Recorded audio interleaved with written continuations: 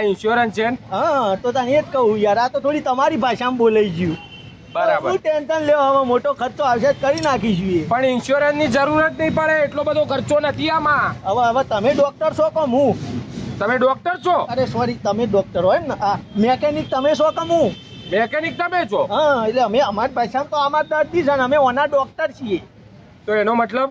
એનો મતલબ એમ કે તમને ખબર પડે આમાં કે હું ખબર તો પડે? મને ખબર પડતી હોત તો તારી પાસે લઈને આવત. તો તને આવું હોય સાહેબ, ખબર નહીં પડતી એટલે મન ફાવે એમ લોકો કહેતા હોય એવું આમ થયું ને તેમ થયું ને આ કરવું પડશે આમ પેલું કરવું પડશે. આવું હોય સાહેબ, બરોબર. એટલે હજી તો અમે ખોલ્યું જ છે હવે, બરોબર. ખોલીને જોવો ને ચેક કરો ને ત્રણ દાર રાખવું પડશે, જો હોય મૂકવામાં ભાડું લાગશે હો પાછું, એ કહી દઉં તમને. તારી ગેરેજ આગળ મૂકું તો બી એનું ભાડું લગાડવાનું. તમારે નહીં હોતું જનરલ વોર્ડ ને પેલા વોર્ડ ને આ વોર્ડ ને તે વોર્ડ ને એના ચાર્જ લેતા હો, હા ખબર હે ને, રૂમોના બેડના. અમે તમે તો કગરતા સાહેબ અમને રજા આલો, અમે ઘેર જઈએ. ના, તમારે તો અહીં જ રોકાવું પડશે. નજીક ઘર હોય તો તમે ઘેર આરામ કરવા નહીં મોકલતા.